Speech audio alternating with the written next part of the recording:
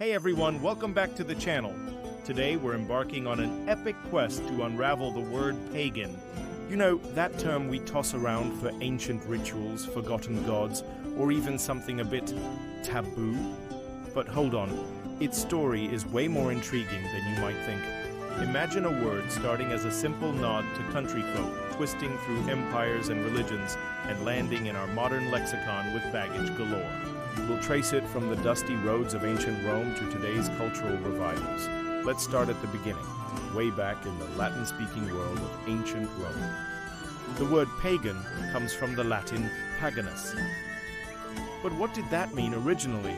Not some mystical druid or worshipper of multiple gods. Nope. It was way more down to earth. Paganus basically meant rural, or of the countryside. Think of it like calling someone a country bumpkin today, but without the negativity at first. In Roman society, the empire was divided. You had the bustling cities full of soldiers, politicians, and traders, and then the pagani, the folks in the pagas, which were the rural districts. These were farmers, villagers, people tied to the land, living simple lives away from the urban hustle. Why does this matter? Because language evolves with society. As Rome expanded, paganus also took on a secondary meaning, civilian or non-military. Soldiers were the elite, the ones conquering lands, while pagani were the everyday people back home. It's like how we distinguish civilians from military today, but here's where it gets juicy.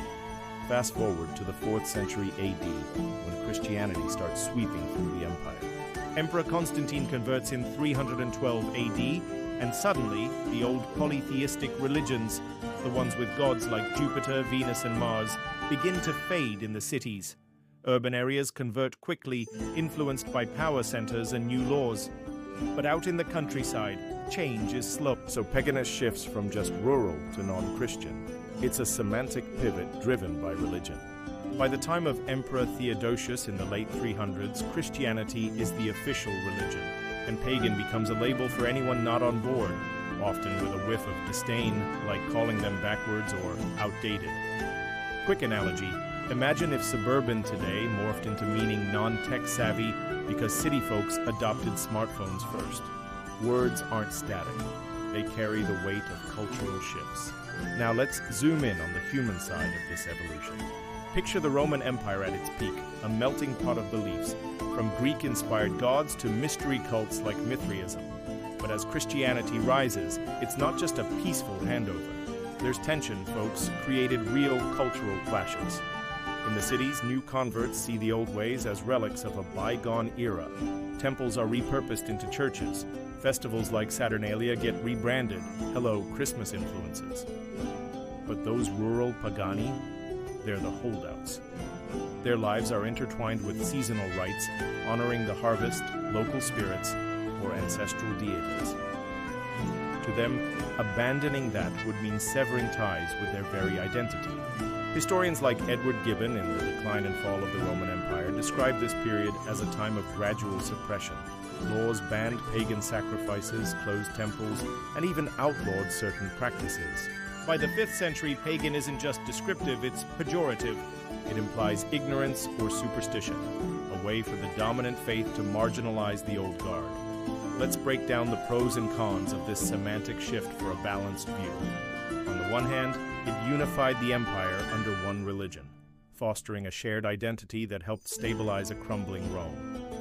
Think of it as a cultural glue during turbulent times, but on the other hand, it erased diverse traditions. Countless stories, myths, and rituals from those rural communities vanished, labeled as pagan and thus unworthy. We lost oral histories, local folklore, whole chapters of human experience. A real-world example?